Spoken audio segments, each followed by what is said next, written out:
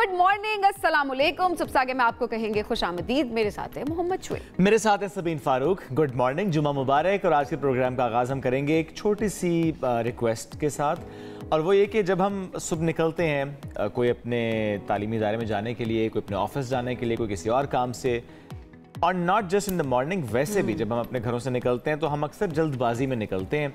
अच्छा, गाड़ी अगर आपने अंदर पार्क की है या घर से बाहर पार्क है या जिस भी स्पेसिफिक स्पॉट पे आपने गाड़ी को पार्क किया, बस फ़ौरन आप गाड़ी में बैठे, आपने गाड़ी रिवर्स की या जो भी आपने स्ट्रेट निकाली, जिस तरह भी आप तेज़ी के साथ गाड़ी निकालते हैं, लेकिन आप ये नहीं देखते कि गाड़ी के टायर के आसपास कोई बिल्ली का बच्चा हो सकता है, कोई पपी हो सकता है। तो ये बहुत एहतियात करने की ज़रूरत है कि सिर्फ एक दफ़ा देख लें, क्योंकि एक तो मौसम की वजह से भी, मौसम की सख्ती की वजह से भी हम देखते हैं कि अगर बहुत ज़्यादा गर्मी है तो वो ज़ाहिर है वहीं पर वो सस्ता रहे होते हैं। बिल्कुल ऐसा या सुबह, क्योंकि मेरे साथ बिल्कुल ऐसा ही हुआ है। और वही चीज़ हम सुबह डिस्कस भी कर रहे थे कि किस तरह से मैं गाड़ी निकालने ही लगी थी तो अचानक से नीचे से बिल्ली का बच्चा भागा।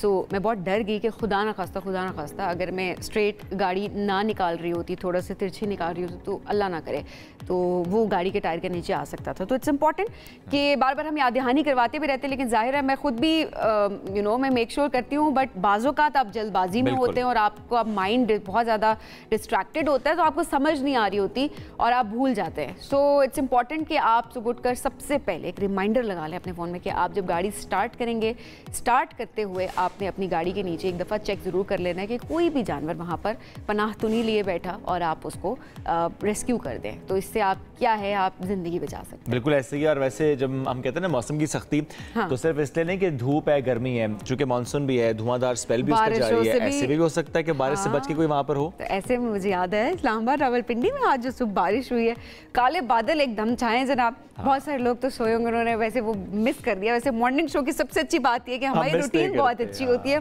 जो सुबह का मंजर होता है ना, वो हम मिस नहीं कर पाते। तो काले बादल छाए और उसके बाद अचानक से जी हल्की हल्की बारिश हुई, फिर तेज़ हवाओं के साथ तेज़ बारिश होना शुरू हो गई।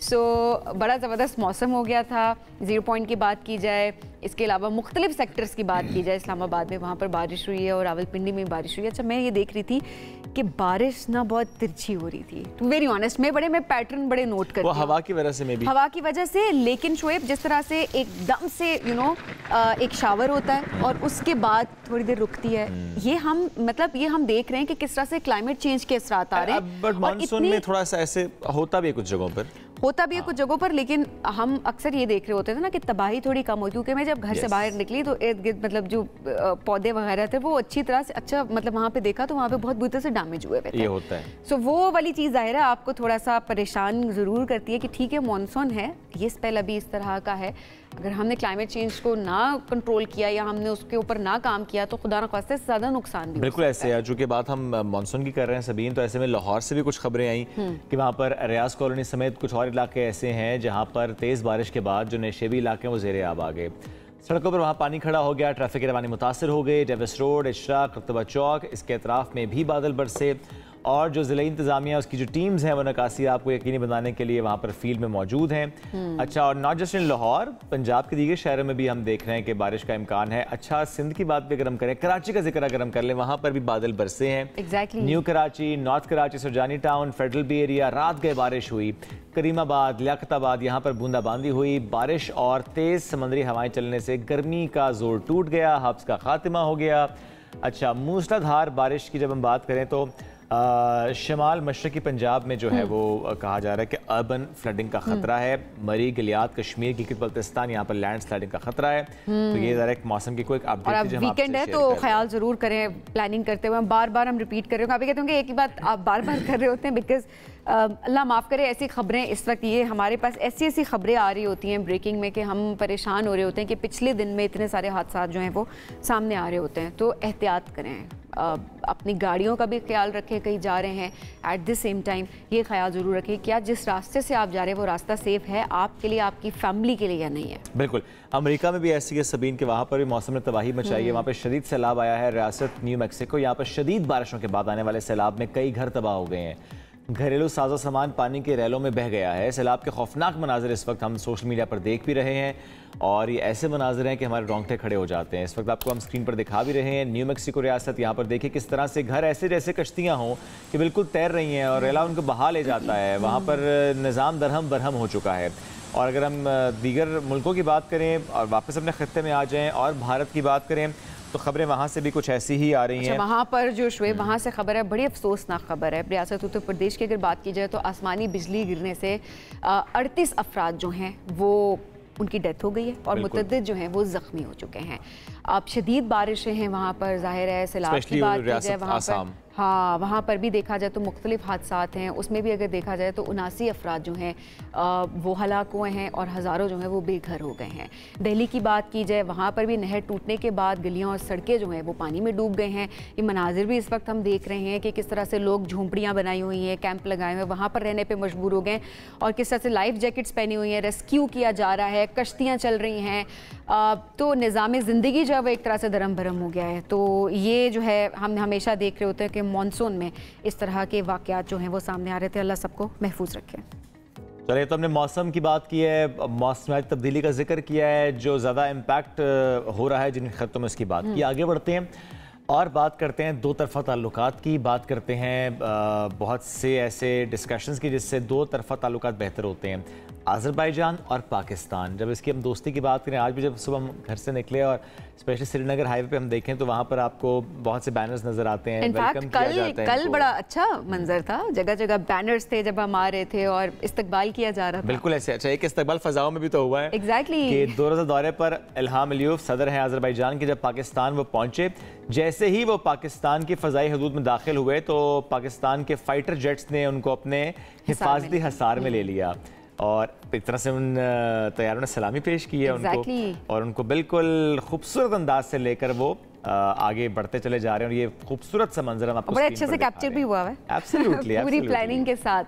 तो ये जी पाकिस्तान जो है वो मेहमान नवाज है, इस बात का ये सबूत है। और सिर्फ अज़रबैजान क्या, बाकी ममालिक भी जो हमारे दोस्त ममालिक हैं, जब भी वो पाकिस्तान आते हैं तो जाहिर है वो विज़िट, वो एक यादें, वो जो वेलकम होता है यहाँ का, मेहमान नवाजी होती है पाकिस्तान की, वो अपने साथ लेकर जाते हैं और बाकी ममालिक में जाकर भी, अपने मुल्क में जाकर भी पाकिस्तान का एक बहुत अच्छा इमेज जो है उसको पोर्ट्रे करते हैं। एब्सोल्युटली। अच्छा, बहुत से मफाहमाती जो याददाश्तें हैं और मुआहिदे उन पर दस्तखत भी हुए हैं। ये तो आपको हम दिखा रहे हैं इस वक्त। उसके पहले स्क्रीन जो जब गार्ड ऑफ ऑनर पेश किया गया उसके बाद जो दस्तखत हुए हैं, एक्सचेंज करते हैं डॉक्यूमेंट्स, सदर इल्हाम अलियूफ और पाकिस्तानी वज़ीर-ए-आज़म शहबाज शरीफ ज़ायरीन की मुलाकात भी हुई है।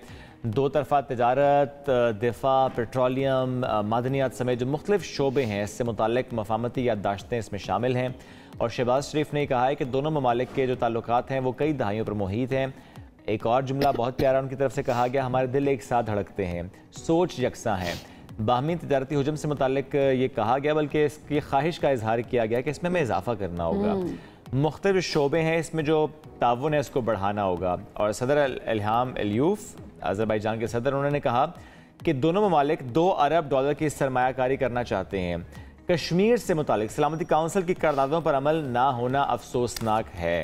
ज़ाहिर उन्होंने हिमायत भी किया पाकिस्तान के कश्मीर के मौक़िफ़ पे। बढ़ेंगे आगे, कुछ और ख़बरें हैं वो शामिल करते हैं, जो दीगर मामलात हैं आपसे शेयर भी करेंगे। जब हम बात पाकिस्तान की कर रहे हैं और जब हमने बात मौसम की भी की है, तो ऐसे में जमहूरिया चेक की बात हम करेंगे। वहाँ पर भी शुएब बहुत ज़्यादा गर्मी है और अगर देखा जाए तो शदीद गर्मी की लपेट में है।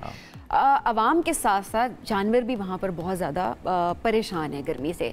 दारुल हुकूमत की बात की जाए, चेक के प्राग, उस वहाँ पर एक चिड़ियाघर में जानवरों को जो है वो गर्मी से बचाने के लिए एक इकदाम किया गया है। 10 टन बर्फ़ जो है उसको ढेर लगा दिया गया है वहाँ पर, ताकि वहाँ पर जितने भी जानवर हैं, परिंदे हैं, वो जो है उन्हें गर्मी का उस तरह से एहसास ना हो सके।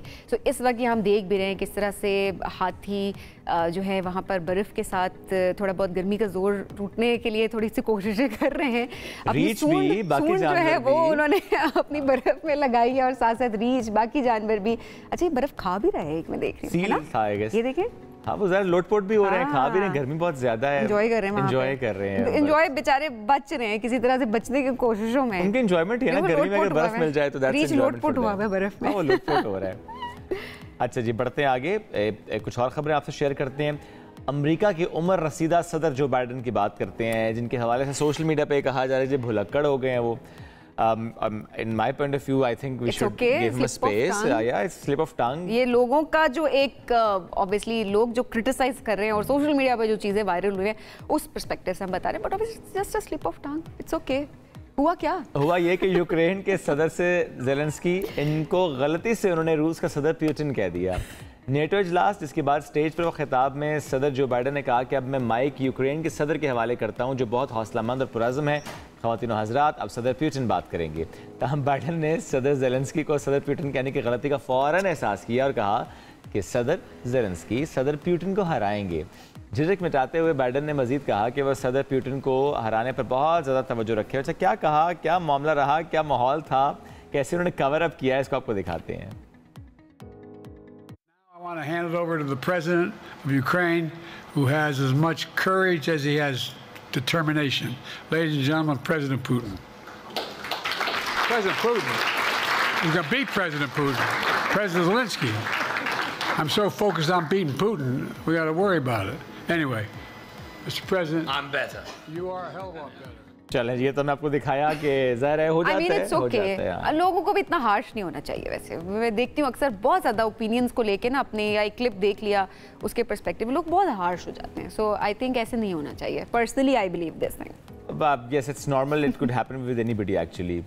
इसका कोई ताल्लुक एज के साथ भी नहीं होता। हाँ, ठीक है, किसी के साथ भी हो जाता है।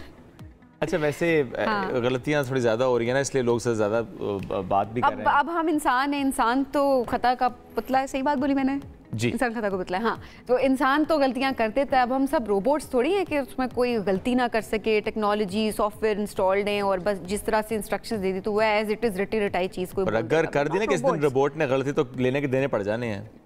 वैसे अगर रोबोट भी गलती करेगा तो एक्चुअली गलती रोबोट की नहीं होगी, वो इंसान की होगी। जिसने वो रोबोट उसको बनाने वाला इंसान है, उसमें प्रोग्रामिंग इंस्टॉल करने वाला इंसान है, बनाने वाला इंसान है। एग्रीड। वैसे जब हम कॉस्मेटिक सर्जरी की बात करते हैं समीन, जो एक कोरिया बड़ा मशहूर है ना, क्योंकि वहाँ पे बहुत ज़्यादा इससे मुतालिक काम होता है। अब जनूबी कोरिया में हुआ है कि कंपनी ने ख़वातीन की इस मुश्किल का एक आसान हल निकाला है कि एक रोबोट है, वो जल्द का तज्जिया करेगा और फौरी तौर पर मसनूआत तैयार कर देगा। यानी AI से चलने वाला रोबोट है, 205 अक़साम के जल्द और 366 होंठों का तज्जिया करने की सलाहियत रखता है। और फिर बताएगा जी कि इस पर कौन सा प्रोडक्ट अप्लाई होना चाहिए, कितना अप्लाई होना चाहिए। अच्छा, अगर मतलब मैं या आप चले जाते हैं, वो हमारी स्किन टाइप ये देखें इस तरह, जैसे वो उसको देख रहा है, एग्जामिन कर रहा है और उसके बाद आपकी स्किन टाइप कौन सी है। कुछ लोगों को ये भी नहीं पता चल रहा होता, कोई कॉम्बिनेशन स्किन है, ड्राई है, ऑयली है, समझ नहीं आ रही होती। तो ये उसको देख लेगा और उसके बाद उस हिसाब से प्रोडक्ट्स जो है उसको तैयार कर देगा।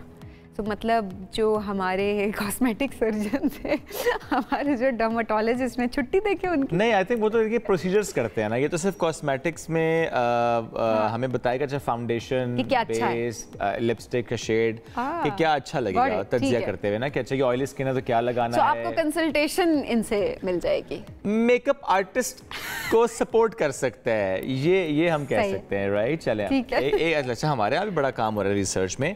बदीन आपको लेकर चलते हैं। वहां पर एक छोटे से गांव में हुआ ये कि एक जमींदार ने केले के तने से फाइबर बनाने वाली फैक्ट्री लगाई है।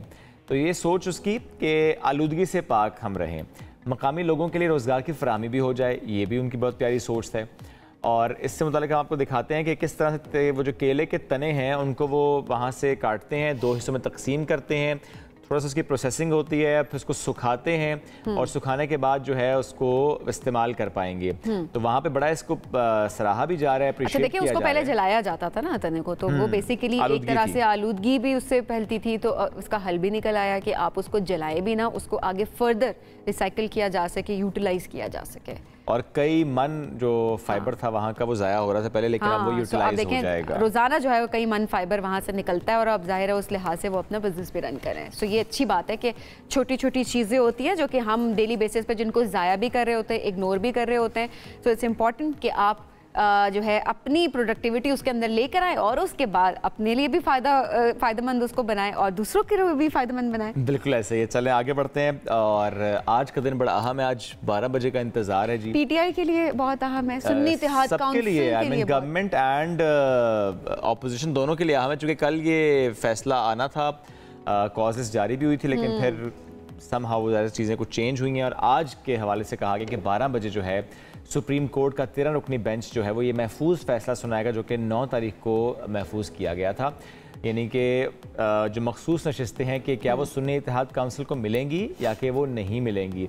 इलेक्शन कमीशन ऑफ पाकिस्तान और पेशावर हाई कोर्ट ने इससे पहले सुन्नी इत्तेहाद काउंसिल को मखसूस नशिस्तें देने की दरखास्तें मुस्तरद कर दी थी और इस अहम फैसले के पेश नज़र आज चूँकि सारी नज़रें सुप्रीम कोर्ट पर मरकूज़ हैं तो इस पर हम बात भी करेंगे। इसके साथ साथ जब हम PTI की बात करते हैं तो कल एक अहम पेशरफ्त हुई और ये जो ख़बरें आ रही थी कि अच्छा कोई नाराज़ रहनुमा है, ख़बरें ये भी आ रही थी ग्रुपिंग है जिस पर मुलाकात भी हुई थी बानी PTI की नाराज़ रहनुमाओं से और कुछ और रहनुमाओं से भी, जिस पर हुआ ये कि कुछ ऐसे रहनुमा हैं जिनकी बुनियादी रुकनीत को मुअत्तल करने का फ़ैसला किया गया, जिससे chairman PTI barrister Gauhar Khan ने कहा कि मैं लाइल्म हूँ। अब शेर अफजल मरवत साहब की बात हो रही है, इतलात आ रही हैं, इसमें किसी भी किस्म की कोई कन्फर्मेशन हमारे पास नहीं आई, अभी भी ये इतलात हैं जिसके मुताबिक हम बात कर रहे हैं कि उनकी जो रुकनीत है उसको मुअत्तल करने का फ़ैसला इंटरनली हो चुका है। बट ऑब्वियसली जिस तरह आपने बात की बैरिस्टर गौहर, उनके पास इस किस्म की उन्होंने इसकी कोई तस्दीक भी नहीं कही, लेकिन ओवरऑल ख़बरें ये सामने आ रही है। बट लेट्स सी क्या है। लेकिन एक चीज़ जो अपेरेंटली है जो कि हम सबको बहुत क्लियरली नज़र आ रही है वो है ग्रुप बंदी, वो बहुत ज़्यादा है PTI के अंदर और वो तो सोशल मीडिया पे आकर भी तमाम लोग नज़र आ रहा होता है कि कौन किसके खिलाफ क्या बयान दे रहा है। बिल्कुल, इस पर बात करें। ज्वाइन कर लिया है मुज़म्मिल सोहरवर्दी साहब। मुज़म्मिल साहब अस्सलाम वालेकुम। वालेकुम सलाम, क्या हाल चाल है आप? अल्लाह का शुक्र मुज़म्मिल साहब, बिल्कुल ठीक ठाक। मुज़म्मिल साहब, ये अहम मौजू है सुप्रीम कोर्ट वाला मामला भी एंड जो PTI के अंदर हम देख रहे हैं, इस पर मैं डिटेल से बात करनी है, लेकिन अभी मैं एक छोटी सी ब्रेक लेनी है। अपने ब्रेक से वापस आएंगे मुज़म्मिल साहब से हम डिटेल से इस पर बात करेंगे। Stay with us. Welcome back after the break. जिस तरह ब्रेक पर जाने से पहले हम जिक्र कर रहे थे कि आज 12 बजे बहुत अहम फैसला सुनाया जाएगा पाकिस्तान कोर्ट की जानिब से। 13 रुकनी बेंच चीफ जस्टिस की सरबराही में फैसला सुनाएगा और इसका ज़ाहिर इम्पैक्ट होगा पाकिस्तान की सियासत में, पाकिस्तान के पार्लियामेंट में, पाकिस्तान की फैसला साजी में, कानून साजी में। और इसमें ज़रा PTI and Sunni Ittehad Council of course और इसके साथ साथ अगर हम हुकूमत की बात करें तो सबकी नज़रें आज सुप्रीम कोर्ट की जानिब हैं। मुज़म्मिल सोहरवर्दी साहब साथ मौजूद हैं। मुज़म्मिल साहब बहुत शुक्रिया। मुज़म्मिल साहब, सबसे पहले यही जानना चाहेंगे आपसे कि आज ज़ाहिर है फैसला आना है, कुछ कहा नहीं जा सकता कि क्या होगा, लेकिन उससे पहले जितने रिमार्क्स आए, जितनी समाअत हुई, जितनी उस पर ऑब्जर्वेशन आए, उससे पहले ज़ाहिर है इलेक्शन कमीशन का भी फैसला, उससे पहले पेशावर हाई कोर्ट ने भी जो उनकी दरख्वास्त को खारिज कर दिया, तो ऐसे में आपको क्या नज़र आ रहा है कि आज का फैसला उसकी क्या इम्प्लीकेशंस होंगी? देखिए, फैसले के पाकिस्तान के सियासी मंजरनामे पर बहुत से असरात होंगे। मैं ये तो नहीं कह रहा कि ये फैसला अगर सीटें तहरीक इंसाफ को मिल जाएंगी तो हुकूमत ख़त्म हो जाएगी, लेकिन सियासी मंजरनामे में तहरीक इंसाफ बहुत मजबूत हो जाएगी अगर ये सीटें तहरीक इंसाफ को मिल जाती हैं। उनकी इखलाकी, सियासी और कानूनी फतह हो जाएगी, उनके वोटर को बहुत हौसला मिलेगा, उनके वर्कर को हौसला मिलेगा और इसके साथ साथ उनकी जो पॉलिटिकल इम्पोर्टेंस है वो और बहुत बढ़ जाएगी। सेनेट में उनकी सीटें बढ़ जाएंगी, KP में उनकी स्ट्रेंथ और बढ़ जाएगी। तो ये तो नहीं कहा जा सकता इसकी इम्प्लीकेशन नहीं है। अगर ये सीटें हुक्मरान इत्तेहाद को मिलती हैं तो उनकी 2/3 अक्सरियत बन जाएगी। वो PTI को पॉलिटिकली बिल्कुल माइनस करने की पोजीशन में आ जाएंगे, पार्लियामान से आईनी तरमीम करने की पोजीशन में आ जाएंगे और उनकी हेजमनी बहुत मजबूत हो जाएगी। तो लिहाजा दोनों धड़े मजबूत, जिसके भी हक में फैसला जाएगा वो धड़ा बहुत मजबूत होगा। लेकिन ये नहीं है कि अगर ये सीटें तहरीक इंसाफ को मिल गई या सुन्नी इत्तेहाद काउंसिल को मिल गई तो हुकूमत ख़त्म हो जाएगी। ऐसा कोई इम्कान नहीं है कि हुकूमत ख़त्म हो जाएगी, लेकिन ताकत का तवाज़न ज़रूर एक तरफ से दूसरी तरफ जाएगा और सियासी और जमहूरी हुकूमतों में ये ताकत का तवाज़न बहुत अहम होता है अददी अक्सरियत के साथ। और ऐसे मुज़म्मिल साहब, थोड़ा सा माजी पे भी तो जाना होगा क्योंकि ज़ाहिर है कानून की तशरीह की जाती है। अगर इलेक्शन कमीशन ने एक मामले को इंटरप्रेट किया, अगर पेशावर हाई कोर्ट ने इनके अगेंस्ट फैसला सुनाया, तो क्या ये एंटिसिपेट किया जाए कि मोर और लेस चीज़ें जाओ उस तरफ रहेंगी? ज़रा हम इस पर कमेंट उस तरह से नहीं कर सकते बिकॉज ज़रा फैसला भी आना है, बट अगर हम उस फ़ज़ा को देखें और जनरली भी हम जो पहले इंटरप्रिटेशन होती रही है उसको देखें तो लग ऐसे ही रहा है। नहीं, मैं नहीं ये कहता कि लग ऐसा ही रहा है, क्योंकि अच्छा, सुप्रीम कोर्ट में बहुत क्लियर डिवीजन है। जजेस की डिवीजन उनके रिमार्क्स से वाज़ेह थी, उनकी सोच, उनके मेरे ख्याल में ये क्लोज कॉन्टेस्ट होगा।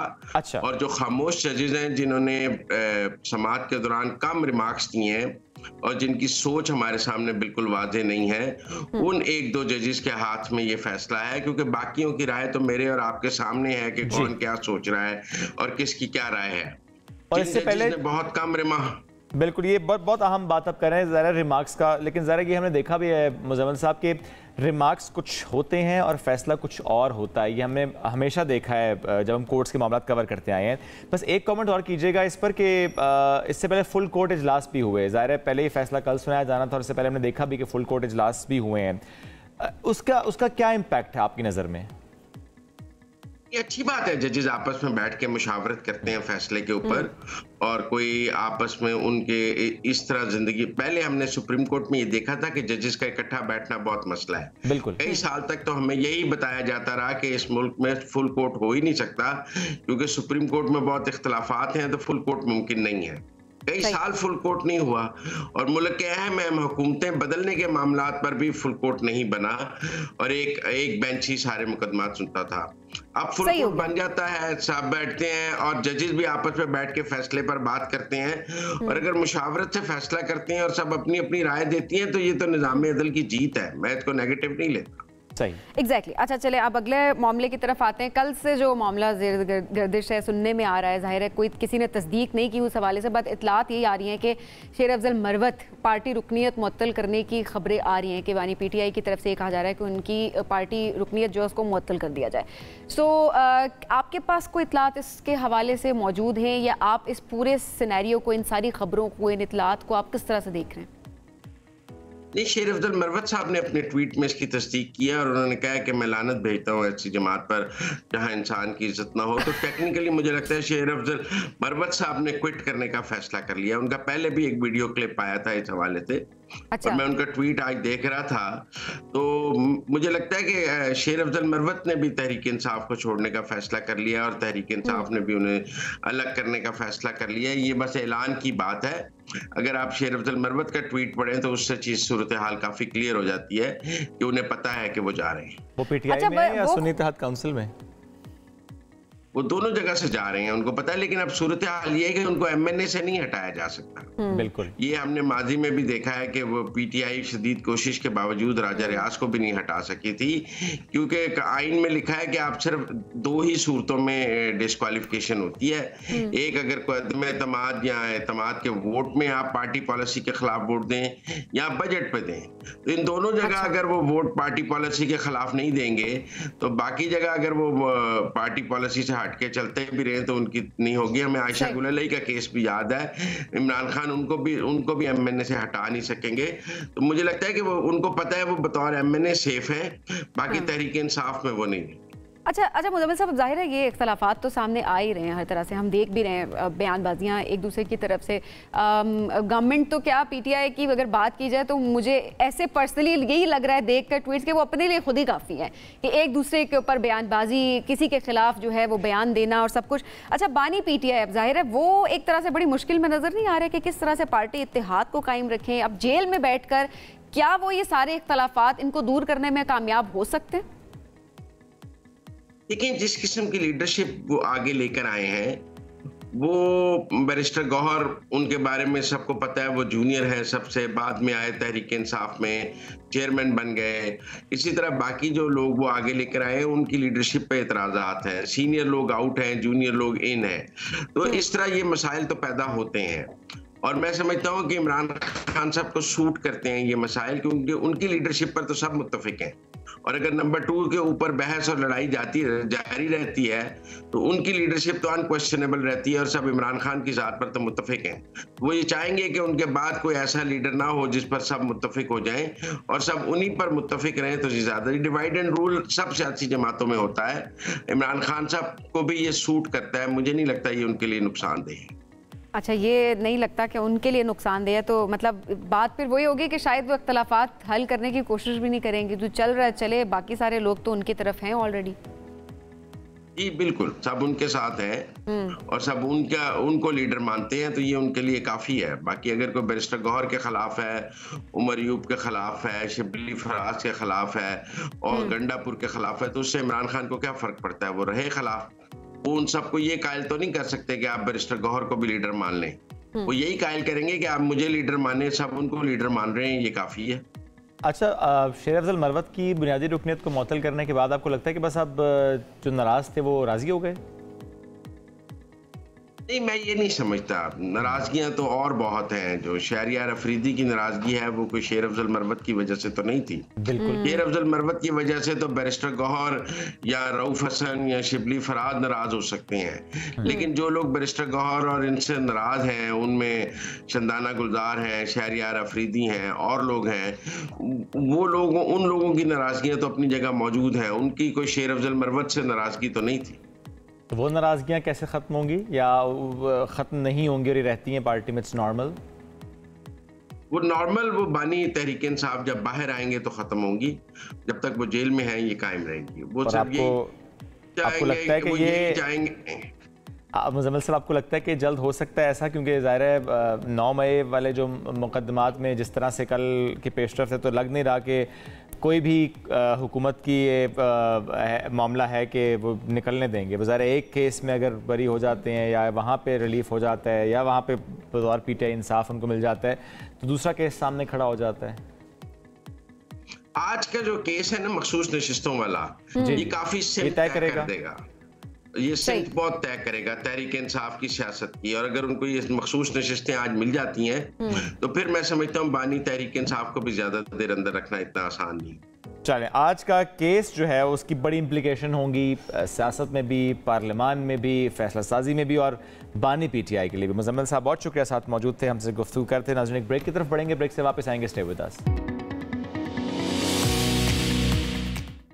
वेलकम बैक जी। अब आपकी मुलाकात करवाने लगे एक बहुत ही टैलेंटेड स्टूडेंट से जिनके नंबर हमने देखे, हमें बड़ी खुशी हुई कि इतने ज़्यादा मार्क्स उन्होंने किस तरह से हासिल कर लिए, बिकॉज हम ना कर सके कभी। नहीं, वैसे मेरे अच्छे मार्क्स हैं, मैट्रिक तक मेरे अच्छे मार्क्स थे, फर्स्ट ईयर सेकेंड ईयर में मेरे अच्छे मार्क्स नहीं थे, आई एडमिट दैट। आपके कितने नंबर में कितने थे आपके? आई गॉट आई थिंक 84 या 86% मार्क्स थे मेरे। और मेरी जो परसेंटेज थी वो 80। Then what happened then? Life happened. अच्छा, नहीं मतलब मैट्रिक में इतनी आपके कितने थे? बात तक घुमाए मैंने आपसे, आपके मैट्रिक के नंबर पूछे। नंबर परसेंटेज बता दे, नंबर ग्रेड ना बता दूं? एग्जैक्ट वो याद ग्रेड ना बता दूं? बता दें। A+। अल्लाह को आपने मुंह दिखाना। मैं मान ही नहीं सकती आपके A+, आपका A+ था मैट्रिक में। अच्छा चलें, अभी लगाएं जी इस पे शर्त, अगर मेरा मैट्रिक में हुआ A+ ये तो क्या? हम ब्रेक पे करते हैं। मैं आपको आज अपनी मार्कशीट दिखाऊंगा। ऑस्कर मिलेगा आपको, ठीक है? डन करें? ऑस्कर से ज्यादा हो जाएगा, लेकिन A+ है ये गलत बात है, एतबार ही कोई नहीं। अल्लाह की कसम A+ था मैट्रिक में। आगे बढ़ते हैं। अच्छा, जो टैलेंटेड स्टूडेंट जिनकी मैं भी बात कर रही हूँ अपने मुस्तकबिल को रोशन बनाने के लिए, वो कोशा भी हैं और तालीमी मैदान में ज़बरदस्त कामयाबियाँ उन्होंने हासिल की हैं। तो अभी जिस कामयाबी की हम बात करें, अच्छा, दानिश स्कूल मियाँ वाली के एयान काशिफ की हम बात करें, जिन्होंने 1200 में से 1190 नंबर लेकर जो मैट्रिक का इम्तिहान है उसमें पहली पोजीशन उन्होंने हासिल कर दिया है। अच्छा, इतने टैलेंटेड माशाल्लाह, इतने मार्क्स लेने जो होते हैं वो जाहिर है वो बहुत ज़्यादा मुश्किल होते हैं। अब कल हमने देखा कि वज़ीर-ए-आज़म साहब से उनकी मुलाकात भी हुई, उनको इनामी रकम भी मिली जो कि 10 लाख रुपए की रकम है और एक लैपटॉप से भी उनको नवाजा गया है। क्या बात है जी, ज़बरदस्त गिफ्ट्स मिले हैं। तो हाँ। ये तो अयान की एक हम बात करें और इसके साथ साथ सभी हम ये देखते हैं कि हमारे जो बच्चे हैं ना बड़ा नाम बने और मुख्तलिफ डोमेन्स में बना रहे हैं, not just in studies but otherwise भी हम देखते हैं बहुत से खेलों में नाम बना रहे हैं। तो अयान की बात भी हम कर रहे हैं और मजीद बात भी हम करेंगे, लेकिन इसके साथ साथ अगर हम कुछ गेम्स की बात करें, कुछ इंडोर गेम्स का जिक्र करें तो स्नूकर की हम बात कर लेते हैं। और स्नूकर में जिनका चर्चा है उनकी हम बात करते हैं और हसनैन अख्तर इनका नाम है और जिस तरीके से वो कामयाबी समेट रहे हैं जब हम उनकी बात करते हैं तो गुज़श्ता दिनों सऊदी अरब में खेले जाने वाली एशियन अंडर 21 स्नूकर चैंपियनशिप उन्होंने जीती है और फाइनल में अपने हम वतन और दिफाई चैंपियन एहसन रमज़ान को शिकस्त दी है। ये बड़ा टाइटल अपने नाम किया है। तो हसनैन अख्तर आज साथ मौजूद हैं। हसनैन, अस्सलाम वालेकुम, कैसे हैं आप? शुक्र अल्लाह। अच्छा Hasnain, Asian under 21 snooker championship थोड़ा सा बताएंगे कि कितने पुरज़्म थे आप इसके लिए कि अच्छा मैं जाऊंगा भी और जीत भी जाऊंगा? जी, जब मुझे पता चला कि एशियन अभी आ रही है तो उससे 2-3 हफ्ते पहले ही मैंने अपनी प्रैक्टिस का टाइम और बढ़ा दिया था और मैं फुल बेस्ट अपनी प्रैक्टिस में लगा हुआ था। मैंने बिल्कुल सोचा था कि वहाँ जाके अच्छा परफॉर्म करना है, तो मैं बिल्कुल जम के प्रैक्टिस की मैंने और वहाँ अच्छा खेला।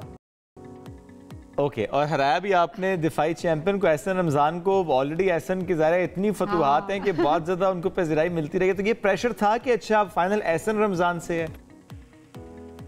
जी प्रेशर इसमें कि एहसन रमज़ान क्योंकि एक सीनियर प्लेयर है, तो मैं यही सोचते हुए खेल रहा था कि मुझे कुछ सीखने को मिलेगा इनसे ना। तो वैसे भी मुझे खुशी इस बात की भी थी कि हम में से कोई भी हारता है या कोई भी जीतता है तो ये पाकिस्तान के नाम ही होना था ये टाइटल। तो ये भी मुझे खुशी थी इस बात की। तो मैंने इसलिए इतना सर पे नहीं, मैंने बस इंजॉय किया, उससे अपनी बेस्ट परफॉर्मेंस वहाँ दी, बेस्ट ट्राई किया अपना और अल्लाह ने कामयाब किया। तो ये बात होगी कि आपने प्रेशर लिए बगैर खेला। जब आपने प्रेशर नहीं लिया और आपकी एक नीयत अच्छी, चले दोनों में से कोई भी जीता तो पाकिस्तान ही है। सो ये एक बड़ी अच्छी सोच है जिससे आप आगे बढ़े थे, रिलैक्स होके खेले और जाहिर है आप जीत भी गए। अच्छा हसन, अब अच्छा एक सवाल, अब जाहिर है पेरेंट्स भी देख रहे हैं इस वक्त, यंगस्टर्स भी देख रहे हैं। स्नूकर जो है वो अभी तक अगर देखा जाए तो ऐसे नहीं होता जिस तरह बाकी कुछ खेल है उसमें भी कहा जाता है बच्चों को अच्छा तुमने स्नूकर क्लब नहीं जाना, तुमने स्नूकर नहीं खेलना। इस तरह के स्टीरियोटाइप खेल के मामले में, स्नूकर के मामले में अभी भी हम देख रहे होते हैं। सो क्या आपको भी ये चीज़ें फेस करने को, अब तो जाहिर है एक मकाम पर हैं, अब तो लोग आते होंगे, अप्रिशिएट करते होंगे, काफ़ी हद तक आपके इलाके, आपकी फैमिली में भी ये स्टीरियोटाइप ब्रेक हुआ होगा। बट जब आपने शुरुआत की थी, खेलना शुरू किया, प्रैक्टिस करनी आपने शुरू की, तो उस टाइम पे चैलेंजेस थे लोगों की तरफ से?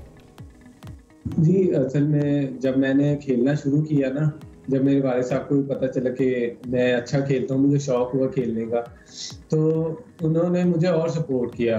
और जिस भी किसी क्लब में जाए हम तो वो मेरे साथ होते थे। तो अक्सर पेरेंट्स इसलिए अपने बच्चों को नहीं भेजते थे क्योंकि एनवायरनमेंट अच्छा नहीं होता, गैदरिंग अच्छी नहीं होती, तो इस वजह से वो डर जाते थे कि मेरा बच्चा ऐसे खराब ना हो जाए। तो मेरे जो वालिद साहब थे वो हर वक्त मेरे साथ होते थे और उन्होंने भी मुझे सपोर्ट किया, तो उसकी वजह से मुझे और फायदा हुआ। अच्छा, अब यहाँ अकेडमी उस टाइप की जहाँ पेरेंट्स अपने बच्चों को छोड़ सके कि यहाँ सेफ है, तो अकेडमी अगर होती तो और अच्छा होता। पेरेंट्स अपने बच्चों को वहाँ छोड़ देते, उनको पता होता कि यहाँ सेफ है, तो इस वजह से वो कहते हैं। तो ये देखिए ना, खेल कभी भी खराब नहीं होता। खेल जो एनवायरनमेंट होता है हम उसको ब्लेम बाज़-औक़ात कर सकते होते हैं, हम खेल को कभी हम ब्लेम नहीं कर सकते। वैसे वालिद साहब भी स्नूकर खेलते हैं? वालिद साहब नहीं खेलते, वो असल में मोहम्मद अली जिन्ना यूनिवर्सिटी में ही होते हैं, जॉब कर रहे हैं। तो एक दफ़ा वो इधर ले आए थे मुझे, स्नूकर टेबल थी तो वहीं से मुझे भी शौक हो गया, रोज आने लग गया खेलते। अच्छा, इंट्रोड्यूस स्नूकर से उन्होंने आपको कराया? जी ऐसे ही। अच्छा। वो लेकर आ गए थे, फिर वहीं से मैं खेलना शुरू हो गया, तो वो और सपोर्ट करने लग गए। तो अच्छा, और वैसे वालिद साहब के अलावा फैमिली में बाकी सब ने भी सपोर्ट किया? ठीक है, अच्छा है, खेलो स्नूकर, इट्स फाइन। बस बाकी सब भी खुश होते हैं मैं खेलता हूँ। बाकी ये कि बस मैं ही खेल रहा हूँ, मेरे बहन भाई तो बस पढ़ाई में। बाकी आप खुद पढ़ाई में अच्छे हैं हसनैन? आप? मैं पढ़ाई तो कर रहा हूँ मैं साथ साथ, अभी 9th के पेपर्स दिए रिसेंट। माशाल्लाह। अच्छा, चले ज़बरदस्त। एक इंटरेस्ट आपका जिस चीज़ है, पढ़ाई भी साथ इंपॉर्टेंट है, बट खेल में जिस चीज़ में इंटरेस्ट है तो वो आपको एक्स्ट्रा करिकुलर एक्टिविटीज़ में हमेशा पार्टिसिपेट करना चाहिए। और आप तो पार्टिसिपेट क्या कर रहे हैं, माशाल्लाह माशाल्लाह, टाइटल्स भी जीत के आ रहे हैं। बहुत आगे जाएं, पाकिस्तान का नाम रोशन करें। बहुत शुक्रिया। नाज़रीन, एक ब्रेक की तरफ बढ़ेंगे, ब्रेक से वापस आएंगे, stay with us. Welcome back जी, सबसे आगे मैं आपको कहेंगे खुश आमदीद। वैसे अभी तक मैंने आपने होश संभाला हो और किसी शादी को इतनी कवरेज मिली हो तो वो एक शादी है जिसको मिल रही है, वो किसी वजह से मिल रही है, क्योंकि महंगी तरीन शादी अगर इसको कहा जाए तो इसमें कोई क्या नहीं होगी, कोई गलत बात नहीं होगी। ओके अच्छा जी, अंबानी के बेटे की शादी की मैं बात कर रही हूँ फाइनली। हाँ, और इससे पहले भी लगा था कि शादी हो रही है, शादी नहीं थी। अच्छा, शादी आज हो रही है ना। जो भारतीय मीडिया के मुताबिक जो हम देख रहे हैं, जो खबरें उनके सोशल मीडिया प्लेटफॉर्म्स पे आ रही हैं वो ये कि आज जो है वो दोनों जो है शादी के बंधन में बंध जाएंगे। अच्छा, इससे पहले शादी की जो हमने बात की शुएब, लेकिन उससे पहले अगर देखा जाए तो जो वेडिंग कार्ड था उसके बहुत चर्चे थे, ठीक है, और वो बहुत स्पेशल तरीके से उसको डिज़ाइन किया गया था। उसके हर पेज के ऊपर जो है वो एक मैसेज था और हर पेज के साथ जो है वो फ्रेम भी था जिसको लोग जो है वो अपने घरों में रख भी सकते थे। मतलब प्रॉपरली उसको डिज़ाइन किया गया था, प्रॉपर एक बॉक्स था, उसके अंदर पता नहीं कितने पेजेस थे, हर पेज की अपनी एक सिग्निफिकेंस था। अच्छा, अब इसकी कीमत की बात करते हैं। जो इसकी कीमत है वो 7 लाख भारतीय रुपए। ये पाकिस्तानी कितने वेडिंग कार्ड जो पाकिस्तानी ये बनते हैं तकरीबन अगर देखा जाए तो 23 लाख, उससे ज़्यादा की कीमत इसकी बनती है तकरीबन। अच्छा, अब ये सिर्फ ये बात नहीं है, इसके साथ साथ अगर देखा जाए तो मेहमानों के लिए कीमती चादर भी थी तोहफे में, और सोना भी था, गोल्ड भी था, और बाकी जो तोहफे, ये दो तो हमने मेंशन कर दिए, पर इसके अलावा जो बाकी तोहफे थे वो भी उसके साथ उनको दिए गए थे। मतलब शादी पे आए ना आए, अगर आप उनकी लिस्ट में हैं और आपको सिर्फ इन्विटेशन कार्ड दे दिया गया तो इसका मतलब ये है कि आप जो है वो बस आप अमीर हो गए। अच्छा, पिक एंड ड्रॉप सर्विस भी है शादी पे आने की? अच्छा, नहीं पूछ रहा हूँ, मुझे क्या पता, मुझे थोड़ी इन्विटेशन आया था, मैं उनकी लिस्ट में नहीं हूँ शुएब, वरना मैं आज शादी अटेंड करने गई होती। और मुझे अम्मी ने मना कर दिया कि मत जाओ, तो मैं नहीं जा रहा। आपको मतलब बुलाया था? हाँ, he insisted member क्या आपने कहा कि मतलब यू बिजी? तो नहीं, अम्मी ने मना कर दिया। अम्मी ने मना कर दिया। मेरी अम्मी जरा सख्त है, वो मुझे नहीं जाने देती इस तरह। ठीक है। अच्छा, एक दीगर मुल्कों में आप ना इस तरह शादियां अटेंड करने जाए। एक तरफ अगर देखा जाए तो अमीर तर, गरीब तर, मतलब ये अगर हम भारत की बात की जाए तो वहाँ पर भी ऐसा हमने ये सिस्टम देखा है कि जिसके पास पैसा है वो इसी तरह से वो खूब पैसा लुटा रहा है। इस शादी की कितनी तकरीबात हुई, किन किन ममालिक में हुई, कितने लोगों को बुलाया गया, किन किन सिंगर्स को बुलाया गया। जस्टिन बीबर को बुलाया गया था, अभी लास्ट जो इवेंट था, जो कॉन्सर्ट हुआ था प्रॉपर, वहाँ पर जस्टिन बीबर को बुलाया गया था, उससे पहले रिहाना को बुलाया गया था। सो हमने देखा कि किस तरीके से इस पे पैसा लुटाया गया। ऐसे नए रिवाज कायम होने चाहिए सबीना, अभी शादी नए अंदाज से होनी चाहिए। ठीक है, कोई तो है नए अंदाज से, नहीं, ये अंदाज मुझे पसंद नहीं आया। अंदाज पता क्या होना चाहिए, आपने पैसे लुटाने हैं ना, आपने पैसा लगाना है, आपने कुछ करना है, आपने एंजॉय भी करना है। मैं तो कहता छोड़ें एंजॉयमेंट को, दुआएं शुआएं लिया करें। तो उसका तरीक़ाकार ये है कि कोई एक मुल्क आप पकड़ें जिसकी इकॉनमी ज़रा डूब रही है, जो सारा पैसा आपने शादी पे लगाना था वो सारा पैसा आप उस मुल्क की GDP पे लगा दें। अंबानी साहब सुन लें, आगे बढ़े। ठीक है जी, आगे बढ़ते हैं। और ये बात मैंने इसलिए भी की, एक गुज़ार है जिन मुल्कों की हम बात करेंगे जहाँ पे इकनॉमिक क्राइसिस है, ज़्यादा पाकिस्तान की हम बात करें इस वक्त भी, अगर हम बजट के बाद का एक इम्पैक्ट देखें तो हर सेक्टर पे उसका एक इम्पैक्ट आ रहा है। और ऐसे में गाड़ियाँ मज़ीद महंगी हो रही हैं और गाड़ियों वाले बड़े परेशान हो रहे हैं और गाड़ी लेने वाले ज़्यादा परेशान हो रहे हैं। गाड़ियाँ ले रहे हैं लोग इतनी महंगाई में, वैसे हाँ वो ज़्यादा परेशान हो गए ना कि कैसे गाड़ी लेंगे। तो जिस ज़ाहिर मजबूरी है, आप गाड़ी तो आपकी मजबूरी है, एक तरह से आपकी ज़रूरत की चीज़ है, बट ऑब्वियसली जिस तरह से अब देखते हैं कि लोग लेंगे या नहीं लेंगे। नहीं, खासा मुश्किल हो जाएगा कि जिसने पहले एक बजट सेट किया होगा, अच्छा मैं ये गाड़ी लूंगा, तो शायद अब वो थोड़ा सा नीचे से फॉल करना पड़ेगा, क्योंकि टैक्सेस की ऐसी भरमार हुई है कि गाड़ियाँ लेना खासा मुश्किल हो चुका है। और जिनके पास पहले से गाड़ियाँ मौजूद हैं उनके लिए उन्हें मजीद अफोर्ड करना भी इतना आसान नहीं रहा जिससे पेट्रोल प्राइस बढ़ती है। 1000 सीसी तक जो गाड़ियाँ, उसकी रजिस्ट्रेशन फीस जो है वो 20,000 और लाइफ टाइम टोकन 15,000 रुपये कर दिया गया है। और जो लाइफ टाइम टोकन है, कहने को लाइफ टाइम टोकन है लेकिन मेयाद 10 साल है। 1000 से 2000 सीसी जो गाड़ियाँ, उसकी रजिस्ट्रेशन जो फीस है उसकी कीमत जो है वो ख़रीद का 0.02% जो है इसको मुकर्रर किया गया है। जबकि 2000 सीसी से ऊपर की जो गाड़ियाँ हैं उसकी रजिस्ट्रेशन फ़ीस की जो कीमत वो है वो कीमत ख़रीद का 0.03 यानी 0.03% जो है वो होगा।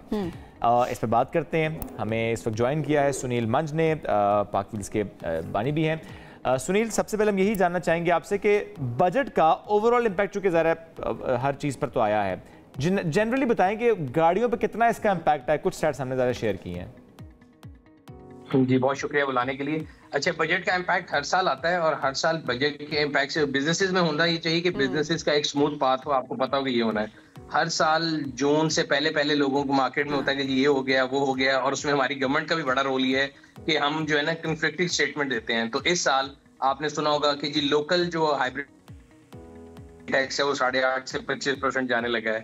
बड़े अरसा मार्केट उसकी वजह से डिस्टर्ब रही, लेकिन फाइनली सेंस प्रिवेल्ड और अल्लाह का शुक्र है कि लोकल हाइब्रिड गाड़ियों को उन्होंने कोई सेल टैक्स में नहीं छेड़ा। अच्छा, इंपोर्टेड हाइब्रिड गाड़ियां जो उनका सेल टैक्स बढ़ा दिया है, विच मेक सेंस कि जी आपकी लोकल गाड़ियां बन रही हैं तो आप इंपोर्टेड को महंगा कर दें। हैविंग सेड दैट, गाड़ी लेने वाला तो मैं हमेशा कहता हूँ हर बजट में उनके पास एक इजी टारगेट है कि आपने एक बंदे को पकड़ लिया, सैलरीड क्लास है, उसका टैक्स बढ़ी जा रहा है। इस तरह जो गाड़ी वाला है वो भी आपके शिकंजे में आ गया है। एक दफा ले ली, उसके बाद टोकन बढ़ा दिया, उसके बाद उसमें जो पेट्रोल डल रहा है उस पर हर दफा पेट्रोलियम लेवी बढ़ा, ट्रांसफर फीस बढ़ा दी, रजिस्ट्रेशन फीस बढ़ा दी, सो देयर इज फिर टोल टैक्स बढ़ा दिया। सो जो गाड़ी वाला है तो उसकी तो लाइफ साइकिल शुरू होता है गाड़ी लेने से। जब वो गाड़ी लेता है तो डायरेक्टली और इनडायरेक्टली गाड़ी के अंदर जो टैक्सेस हैं वो 50% से ज्यादा है। जो आप गाड़ी की प्राइस पेश करते हैं उसमें 50% सरकार लेती है। फिर आप उसको रजिस्टर कराने जाते हैं, अभी आपने बताया स्टार्टिंग में, तो स्टार्टिंग फ्रॉम डिफरेंट सीसी 0.5 से लेके 3% तक गाड़ी की वैल्यू आप रजिस्ट्रेशन में देके आते हैं। फिर जो विदहोल्डिंग टैक्स था वो फिक्स था सीसी वाइज, वो भी वेरिएबल कर दिया, वैल्यू के साथ टाई कर दिया। फिर आप टैक्स देके आते हैं। देन यू पे अ टोकन टैक्स, उसको भी बढ़ा दिया है। Then you sell this vehicle, वो ट्रांसफर टैक्स भी बढ़ा दिया है। सड़क पे चलाएंगे पेट्रोल में ले भी बढ़ा दिया है, और अगर मोटरवे पे चले जाएंगे तो आप टोल बढ़ा दिए। तो गाड़ी वाले को तो उन्होंने मतलब समझे कि ऐसा चूहा बना हुआ है, समझा हुआ जो हर रोज खिड़की में आ रहा है। तो सुनील, ये जो पहले हम एक ज़ाहिर है एक स्टेटस के तौर पे भी गाड़ियां लोग ले रहे होते थे ना, ठीक है पिछली बेच दी, 2 गाड़ियां बेच के एक ऐसी ले ली कि चले उसकी क्लास है और आप रोड पे चला रहे हैं, और ये वाला एक मामला होता था। तो अब जो है वो मामला थोड़ा डिफरेंट हो चुके हैं। अब ये है कि लोग अफोर्ड करेंगे तो लेंगे, अदरवाइज लोग नहीं ले रहे होते। जब छोटी गाड़ियों पे बहुत सारे लोग हमने शिफ्ट होते इस वक्त हम देख रहे हैं, तो बाइंग पावर जो है वो कितनी मुतासर होते आप देख रहे हैं? अब बाइंग पावर बहुत ज्यादा कम होगी, और आप अगर उसके फिगर्स उठा के देखें पामा के, जो पाकिस्तान की ऑटोमोटिव इंडस्ट्री के जो आपको सेल फिगर मिलते हैं वो बतदरीज नीचे जा रहे हैं। ना सिर्फ वो, जो फाइनेंसिंग है, जो कि आम बंदा गाड़ी नहीं ले सकता तो फाइनेंसिंग के थ्रू ले लेता है, उसके रेट्स भी इतने ऊपर हैं कि फॉर कंसेक्यूटिव 26th मंथ जो है वो लोएस्ट पे है उसकी सेल। तो ये तो ऑल टुगेदर हम सबको अपना, जो हम तो 2 साल से बात कर रहे हैं कि अपना लाइफस्टाइल रिवाइज करना पड़ेगा हर बंदे को, जो है ना रिवैल्यूएट करके एक छोटी गाड़ी जो उस पर भी है वो से नीचे वाली गाड़ी पे आ जाएगा। बट तो नीचे वाली गाड़ी पे भी आज जैसा अभी बात हो रही थी कि जो लाइफ टाइम टोकन वाली गाड़ी हैं उनके लिए भी कोई अच्छी नहीं है। वो लाइफ टाइम टोकन जो है वो उसकी लाइफ भी 10 साल कर दी गई है, वो भी जब ट्रांसफर करेगा तो दोबारा उसकी लाइफ शुरू हो जाएगी। तो there many ifs and buts, और हर जो है ना बजट के अंदर वो कोशिश ये कर रहे हैं कि वो स्क्वीज आउट करें कहीं ना कहीं से, थोड़ा करके ना वो आपकी जेब से पैसा निकाल रहे हैं। और गाड़ी वाला अगेन अनफॉर्चुनेटली वो टैक्स नेट के अंदर चाहते ना चाहते आया हुआ है, तो उस बेचारी की मफ्ती है। तो जाहिर है अब लोग गाड़ियां खरीदेंगी नहीं, तो इसका ओवरऑल इंडस्ट्री पे आप क्या इम्पैक्ट देख रहे हैं अब आइंदा दिनों में, आइंदा कुछ खुद आपने कहा कि 26वां महीना है कि लोएस्ट पे है उसकी। ओवरऑल इंडस्ट्री में ये इम्पैक्ट होगा कि स्लो डाउन हो जाएगी। जिस तरह आपके सामने 2 साल से गाड़ियों की इंडस्ट्री बिल्कुल स्टक है। जो गाड़ी ऑन की मार्केट थी, not that I support on, लेकिन वो ऑन से ऑफ पे चली गई है, आपको डील्स मिलती हैं जो गाड़ी आपने लेने जाए। तो इंडस्ट्री के पिछले साल भी आपने देखा क्लोजर देश से डिमांड ही कोई नहीं है, प्रोडक्शन अगर आप पूरी देख लें तो हाफ पे आई पड़ी है। तो इंडस्ट्री के लिए कोई अच्छी न्यूज नहीं है। और ऐसे टाइम पे जब इंडस्ट्री स्ट्रगल कर रही हो और मजीद टैक्स लगा देना उसके कस्टमर के ऊपर, मेरे ख्याल है ये तो स्लो पॉइजन करने वाली बात है इंडस्ट्री को। नई गाड़ी हो या पुरानी गाड़ी हो, दोनों ही लेना महंगा, दोनों लेना महंगा, ट्रांसफर करना महंगा, उसको सड़क पे चलाने के लिए फ्यूल डालना, उसके ऊपर टोकन टैक्स महंगा, और उसके अलावा सड़क पे चलाएंगे तो टोल टैक्स है, फिर पार्किंग चार्जेस है। तो गाड़ी वाले के लिए तो कोई अच्छी न्यूज किसी भी बजट में कभी भी नहीं रही। अच्छा, अब ऐसे में जो लोकल मैन्युफैक्चरिंग की बात हमने थोड़ी सी की भी है, क्योंकि आपने कहा कि जिस तरह लोकल हाइब्रिड गाड़ियां उस पर उस तरह से इम्पैक्ट इसका नहीं आएगा। इस बजट में थोड़ा सा आपको नजर आया कि जो लोकल इंडस्ट्री है उसको बहरहाल थोड़ा सा प्रोटेक्ट करने की कोशिश की गई है? प्रोटेक्ट करने की कोशिश की गई है। अगर आप हाइब्रिड की बात करें, वैसे प्रोटेक्ट नहीं किया गया। देखिए उनके कस्टमर जो लेके आते हैं गाड़ी, उसका हर गाड़ी का जो ऑन रोड प्राइस है वो बढ़ गई है इफेक्टिवली, बिकॉज आपने तमाम गाड़ियों का जो विथहोल्डिंग टैक्स है जो फिक्स रिजीम से था उसको आप वेरिएबल पे ले गए वैल्यू के साथ टाई करके। और जिसने भी किया बड़ा अक्लमंद आदमी, उसने एक्सेल शीट पे कैलकुलेशन करके देखी है कि इस जो है ना बिलियंस ऑफ रुपीज का रेवेन्यू एक्स्ट्रा इकट्ठा होगा। और अगेन वो यूजर की पावर पहले नहीं है, टैक्स आपने और बढ़ा दिया है। तो ये बड़ा मुश्किल काम है इंडस्ट्री के लिए। मेरे ख्याल से कोई ज्यादा अच्छी न्यूज नहीं है पूरे बजट में। अच्छा, ऐसे में आपको लगता है कि इंडस्ट्री को भी थोड़ी आवाज़ तो कम से कम उठानी चाहिए, जिस तरह बाकी हम देख रहे होते हैं कि कम से कम कुछ उसका इम्पैक्ट हो ना हो, लेकिन एक पुरअमन एहतजाज तो होता ही है, एक प्रोटेस्ट होता है किसी ना किसी तरीके से बात करके या उस तरह से। तो डोंट यू थिंक कि अगर इतना इम्पैक्ट आपको नज़र आ रहा है कि आइंदा दिनों में, बिल्कुल ये आपने जो वर्ड यूज़ किया ना, ये बड़ा परेशान कुन है कि स्लो पॉइजनिंग करने वाली बात है, तो क्या इंडस्ट्री को भी मुतहरिक नहीं होना चाहिए, थोड़ी आवाज़ तो उठानी ही चाहिए? नहीं, इंडस्ट्री मुतारिक हुई है। मैं हमेशा कहता था हमारी गवर्नमेंट जो है ना वो करती है मौत दिखा के बुखार पे करती है। सो उन्होंने उनको पहले मौत दिखाई कि जी हम हाइब्रिड गाड़ियों का जीएसटी है वो 8 से 25 करने जाएंगे। चारे सारे उसी के पीछे लगे रहे कि किस तरह वो रिवर्स हो जाए, एंड फाइनली सेटल्ड इट। और लोग सेंस बनती भी कोई नहीं थी कि लोकल हाइब्रिड गाड़ियों के ऊपर सेल टैक्स बढ़ाएं, बट वो उस नेगोशिएशन में गिव एंड टेक में बेचारे से वही जो प्लेट में लेकर आ गए कि हाइब्रिड गाड़ियां जो लोकल है उन पर टैक्स नहीं बढ़ेगा। बाकी उनके नहीं, उनको ये कहा जाता है कि भाई आपके ऊपर कौन सा हमने टैक्स बढ़ाया है, हमने तो फाइलर को टैक्स कहा है, विद होल्डिंग बढ़ाया है, जो टैक्स दे रहा है वो एडजस्टमेंट ले लेगा, बट सरकार से कितने लोग एडजस्टमेंट आज तक ले सकें।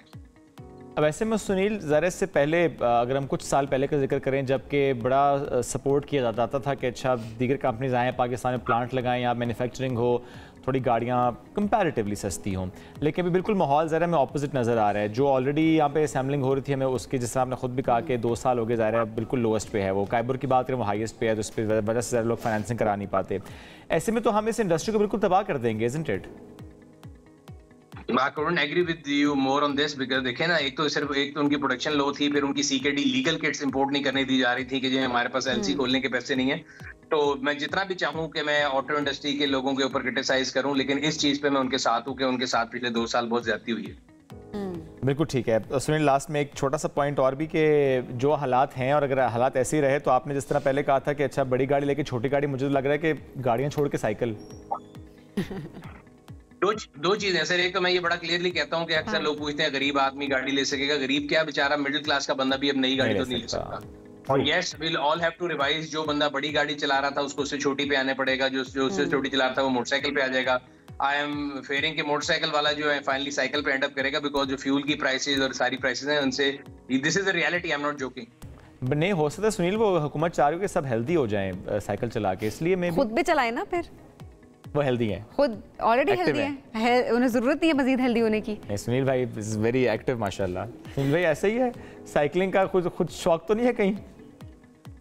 नहीं करते रहते हैं, मैं करता रहता हूँ। मैं आपको बता रहा हूँ जितने टैक्सेस हैं वो सरकार आपको वैसे ही हेल्दी रखती है, because everyone of the person जो सैलरीड क्लास है वो तो एक विदहोल्डिंग टैक्स एजेंट है सरकार। सही बात है, ऐसे है। Sunil thank you so much, साथ मौजूद थे। जो इस वक्त इम्पैक्ट है, हमने ज़्यादा थोड़ी लाइटर साइड गुफ्तगू की है, बट जनरली अगर देखा जाए इसको तो बहुत नेगेटिव इम्पैक्ट इस वक्त है इस बजट का हमारे हर सेक्टर में। और जब हम ऑटोमोबाइल इंडस्ट्री की बात करते हैं तो ज़ाहिर है वो फ्लरिश नहीं कर रही, जिसकी वजह से हम देख रहे हैं कि लोग परेशान भी हैं। पहले जिस तरह ट्रेंड था, अच्छा गाड़ी आप अपग्रेड करते थे, अब अपग्रेड की तरफ चलना शुरू हो चुके हैं, तो ये एक अच्छा साइन बिल्कुल भी नहीं है। बढ़ेंगे ब्रेक के जाने, ब्रेक से वापस आएंगे, stay with us. Welcome back जी। पाकिस्तान का शुमार बदकिस्मती से फ़िज़ाई आलूदगी में शदीद मुतासरा ममालिक में होता है, और आलूदगी के नतीजे में अगर देखा जाए तो हर साल मुल्क में तकरीबन 1,28,000 जो है वो मौत के मुंह में चले जाते हैं। अच्छा, बढ़ती आलूदगी की बात की जाए तो उसकी ज़ाहिर है बहुत सारी वजूहात हैं, लेकिन उसमें सबसे बड़ी वजह ट्रांसपोर्टेशन है, धुआं छोड़ती हुई गाड़ियाँ। इस निज़ाम को चेंज करने की बहुत ज़रूरत है, और ऐसे में ज़ाहिर है मुतल्लिका कवानीन जो हैं उनको भी मुतारिफ करवाया गया है, लेकिन उसके साथ साथ बहुत ज़्यादा इम्प्लीमेंटेशन हम नहीं देख रहे होते। गैर मियारी गाड़ियां जो कि आलूदगी पैदा करती हैं, उन पर पाबंदी, एग्जैक्टली। तो इन चीज़ों पर जाहिर है हम ये नहीं कहेंगे कि हमारी पॉलिसीज़ एग्जिस्ट नहीं करती, कुछ भी नहीं है, हमारी पॉलिसीज़ भी एग्जिस्ट करती होंगी, इसके ऊपर रूल्स रेगुलेशन सब कुछ तो होगा, लेकिन at the same time implementation जो है उसका बहुत बड़ा मसला है। तो ऐसे में इस पर ज़्यादा अवेयरनेस की ज़रूरत है, और ऐसे में निजी ट्रांसपोर्ट कंपनी है InDrive, इस हवाले से खासा अच्छा वो काम कर रहे हैं। तो आज हम उसी से मुतालिक बात करेंगे। InDrive में climate change and air quality expert हैं एलिना साथ मौजूद हैं। Good morning Alina. Nice to have you. हमारे साथ मौजूद हैं नॉन कमर्शियल प्रोजेक्ट्स के इंचार्ज हैं कनात। Good morning, how are you doing today? अस्सलाम वालेकुम। गुड। वालेकुम अस्सलाम, थैंक यू। साथ मौजूद हैं PR and communication head Sidra Kiran. Sidra अस्सलाम वालेकुम, कैसी हैं आप? वालेकुम सलाम, मैं ठीक, थैंक यू। सिद्रा, सबसे पहले आपसे आगाज़ कर लेते हैं कि जो एयर पोल्यूशन है ज़रा बहुत बड़ा मसला है, जिस तरह सबीन ने भी स्टैट्स शेयर किया, कीमती जानों का ज़िया हो जाता है। सो सबसे पहले आप बताएं कि कैसे आपने इसको समझा कि अच्छा ये एक बहुत बड़ा इशू है and we should talk about it and we should do something against this. अच्छा, तो सबसे पहले तो यहाँ पे शोएब में एक चीज़ ऐड करना चाहूँगी। अगर हम रिसर्चेस उठा के देखें तो 2022 में पाकिस्तान में से लाहौर और Karachi is actually one of the top 10 populated cities, और लाहौर एक्चुअली नंबर 1 पे था पूरी दुनिया में। और 2024 में भी सेम कंडीशन है, देयर इज़ नो इम्प्रूवमेंट। तो उसी चीज़ को लेते हैं, because we are ride hailing company and we are leading the market, right. तो उसके अंदर हमारे पास कम्युनिटी सर्विंग को हम इस चीज़ को बड़ा कंसिडर करते हैं कि अगर यहाँ पे पोल्यूशन है, of course we are serving to the people, तो हमें उनको बेस्ट प्रोवाइड करना है। पर अनफॉर्चुनेटली यहाँ पे सोल्यूशन है नहीं, तो किसी को तो स्टार्ट करना ही है।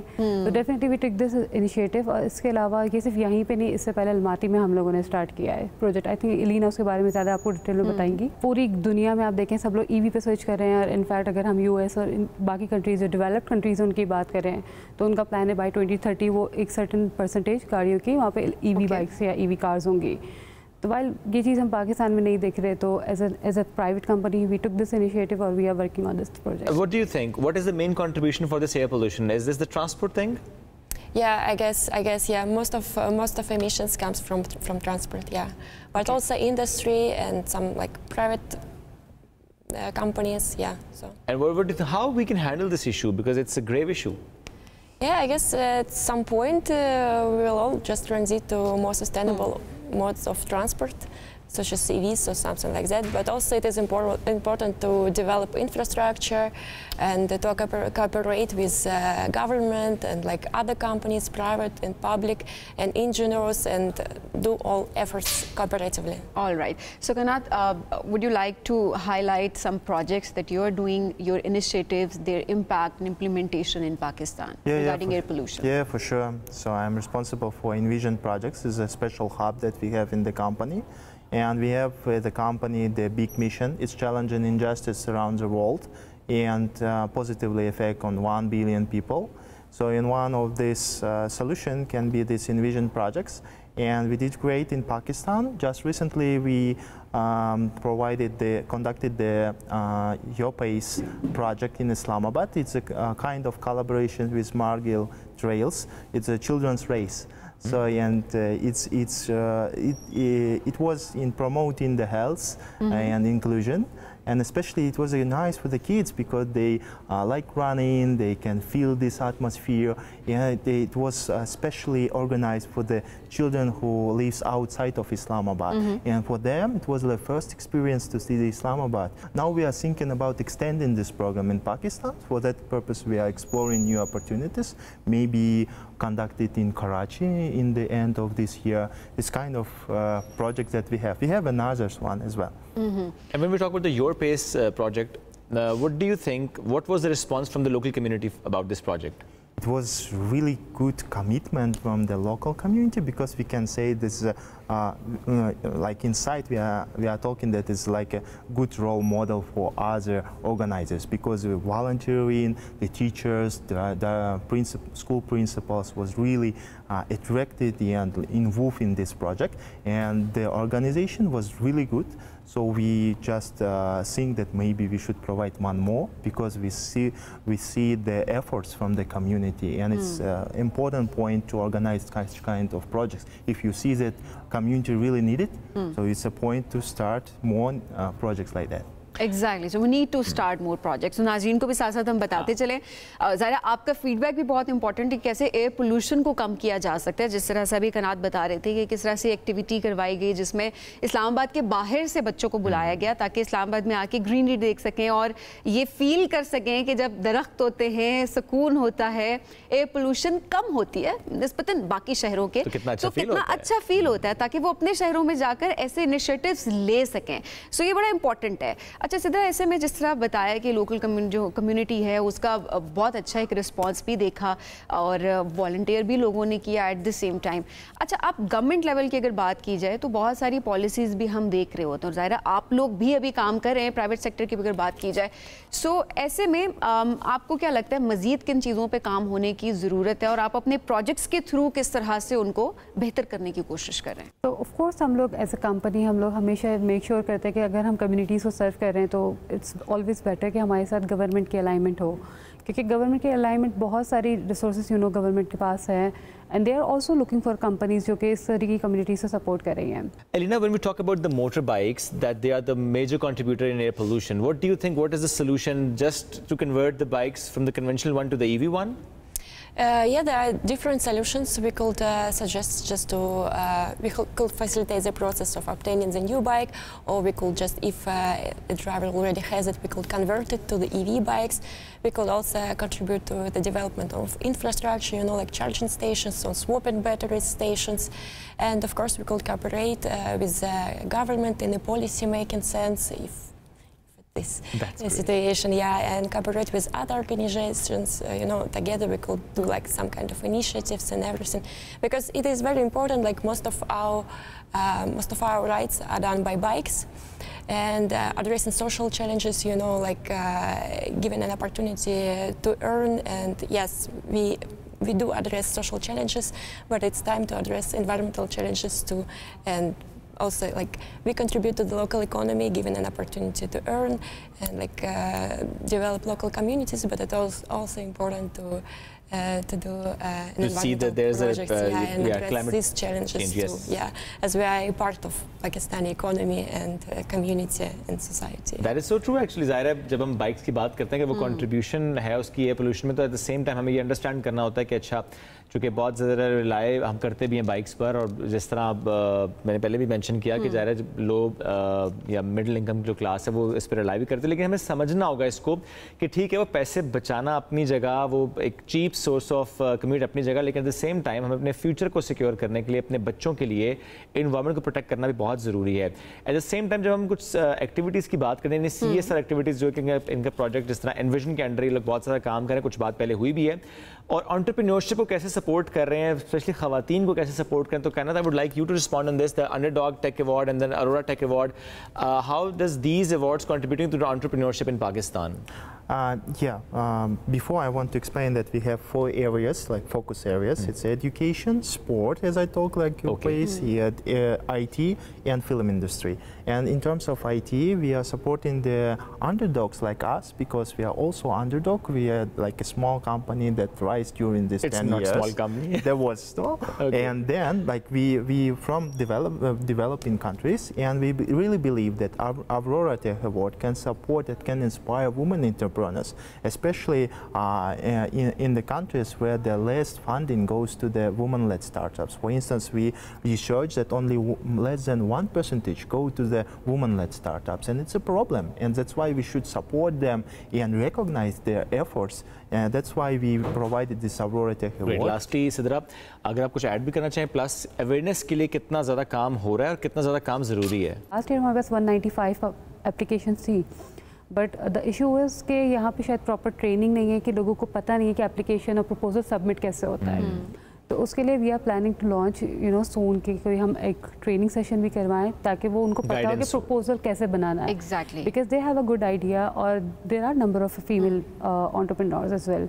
तो एक तो मैं इस चीज़ को बोलूँगी, प्लीज़ पार्टिसिपेट किया करें, अगर कुछ आता है, be active on the websites कि किस तरीके से ट्राई ज़रूर करें, बिकॉज सी ऐसा हुआ लाइक सदफ आबिद को हम लोगों ने अपना ज्यूरी सेलेक्ट किया था, तो उनको हम लोगों ने एक्चुअली मास्टर क्लास के लिए पुर्तगाल भी भेजा था, so she was there and she is supporting us throughout those years. Maybe using the opportunity, I wanted to attract attention to our film award that will be this year, and we open our application for that, so all filmmakers who are watching us can apply to this award and get recognition, because we are planning to provide the ceremony and film festival in Indonesia this November.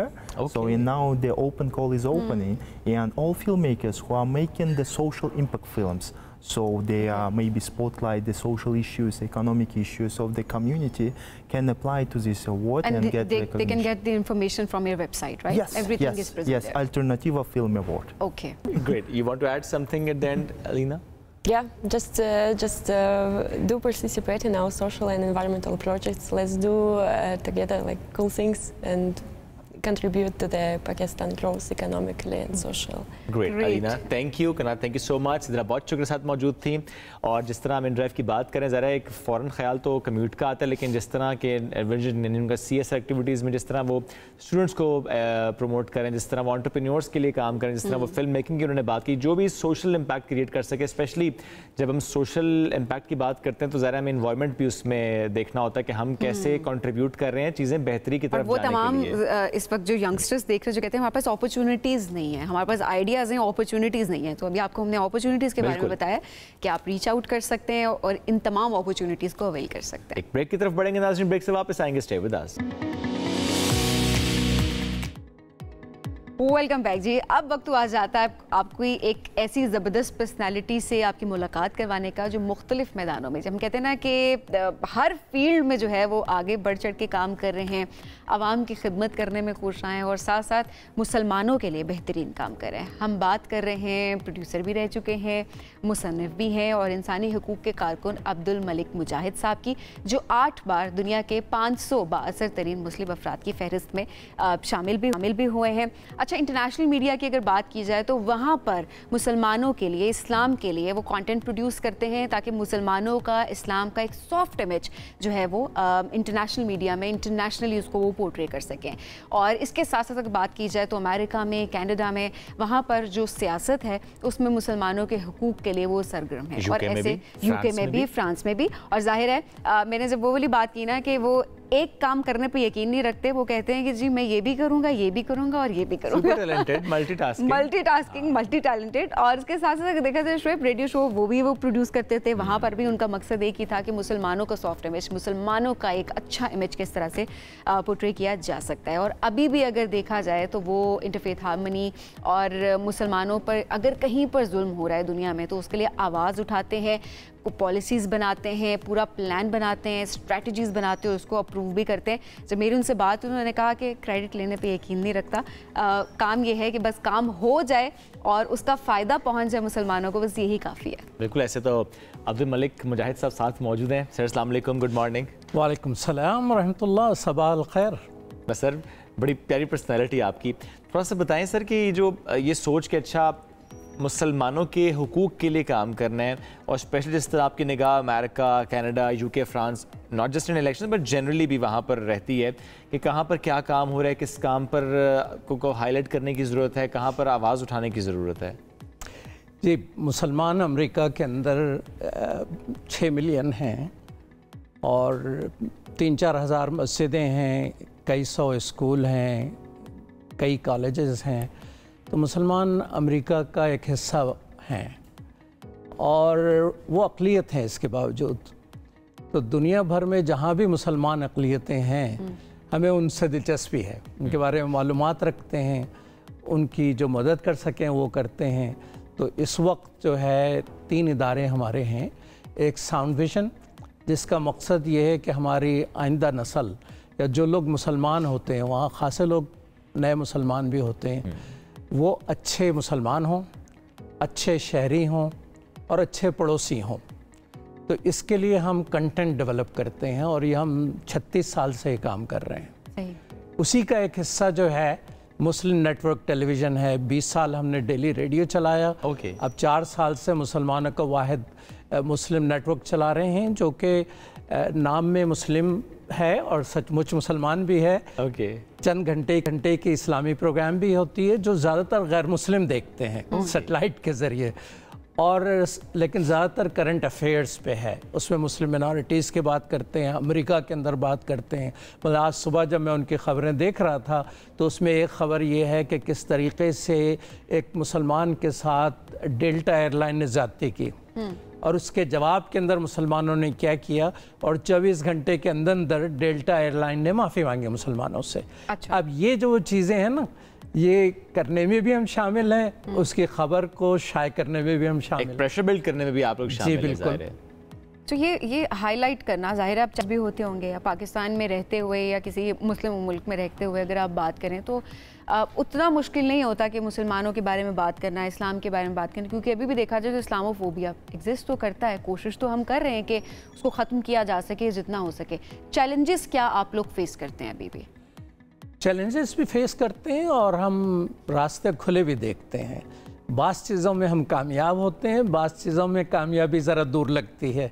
मसलन Burma में मुसलमानों के साथ जुल्म हुआ, genocide हुआ, उस पर हमने को 10 साल काम किया है।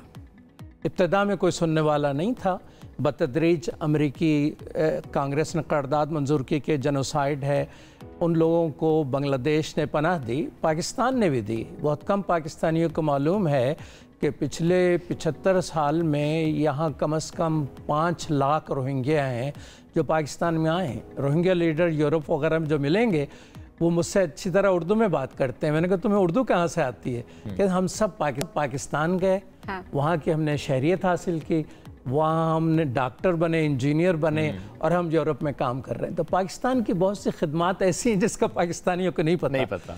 तो जब उन पे जुल्म हुआ, बांग्लादेश ने उनके लिए रास्ते खोले। 1 मिलियन के करीब महाजिर वहाँ मौजूद हैं, लेकिन बांग्लादेश उन्हें कमाने की आज़ादी नहीं देता। तो हमने अमेरिकी हुकूमत से मुतालबा किया कि अगर कमा नहीं सकेंगे तो खाएंगे कैसे? बिल्कुल। तो अमेरिकी हुकूमत ने अब तक $2.4 बिलियन दिए हैं। तो अमेरिकी किसने इनकी हिमायत के लिए खड़े हुए? जस्टिस फॉर ऑल जो मुसलमानों की तंजीम है, जिसका मैं सदर हूँ रज़ाकाराना तौर पे, हमने उसके लिए लॉबी की, बातचीत की, इसमें हम कामयाब हो गए। लेकिन फ़लस्तीन में जुल्म हो रहा है, हमने मुतालबा किया कि भाई फ़लस्तीन जो है उसको आज़ाद होना चाहिए, वहाँ इसराइल को रोका जाए कि वो, हम उसमें कामयाब नहीं हुए। लेकिन हमने दरमियान में छोटी और मुतालबा किया, भूख से मर रहे हैं, एयर ड्रॉप करें फूड। अमेरिका ने एयर ड्रॉप की फूड। हमने कहा कि उसको कुछ बमबारी के लिए पैसे दे रहे हो, लोगों का पेट भी तो भरो। तो $10 बिलियन उन्होंने किए। लेकिन मजबूरी ये है कि वो $10 बिलियन की फूड तो मौजूद है, लेकिन उसका तकसीम करने का निज़ाम यूनाइटेड नेशंस का है, जिसकी इजाज़त अमेरिका नहीं देता। तो कभी हमें कामयाबी होती है, कभी पूरी कामयाबी नहीं होती। लेकिन बतदरीज अमेरिका में पहली मर्तबा इसमें 543 यूनिवर्सिटी और कॉलेजों में मुसलमान बच्चे जो फ़लस्तीन के हामी यहूदी लड़के लड़कियां और दूसरे लोग खड़े हुए हैं, मुजाहरे किए हैं। तो पहली मर्तबा अमेरिका में अमेरिकियों की अक्सरियत फ़लस्तीन की हिमायत में है। इसमें हमारा भी हिस्सा है। अमेरिकियों की अक्सरियत फ़लस्तीन की हिमायत इस वक्त तो वो जो अमेरिकियों की अक्सरियत है जो कि इस वक्त हिमायत कर रही है फ़लस्तीनियों की, वो प्रेशर बिल्ड क्यों नहीं कर पा रही इंतज़ामिया पे, हुकूमत पर, कि वो एक्शन ले? इसलिए कि जो इसराइल के जो हामी हैं वो वहाँ सैकड़ों साल से मजबूत हैं और वो हमसे कहीं ज़्यादा पैसे भी रखते हैं और सियासत में उन्होंने अपना मकाम पहले बनाया। हम अभी नौवारिद हैं एक तरीके से, हम कोशिश कर रहे हैं लेकिन इस पर वक्त लगेगा। और ऐसे में सीज़ फायर पे भी तो काफ़ी बात भी हुई, प्रेशर भी बिल्ड हुआ। मैं उस पर भी चाहूँगा कि आप लोगों ने उसके लिए कितनी कोशिश की? हम सब उस कोशिश का हिस्सा थे, लेकिन कोशिशें जो थी उसका मुतालबा तो ये है ना कि फ़लस्तीन आज़ाद हो। बिल्कुल ऐसे जिस तरह आप चाहते हैं कि कश्मीर आज़ाद हो, तुर्क चाहते हैं कि कुब्रस आज़ाद हो, तो मुसलमान इस वक्त इस कोशिश में हैं कि वो आज़ादी और उसके साथ साथ जमहूरियत और इस्लाम, ये जद्दोजहद पूरी दुनिया में चल रही है। कश्मीर में भी, फ़लस्तीन में भी और दुनिया के कई और मुल्कों में। हम ये चाहते हैं कि अमरीकी मुसलमान पहले दर्जे के शहरी हैं, पहले दर्जे के मुसलमान हैं।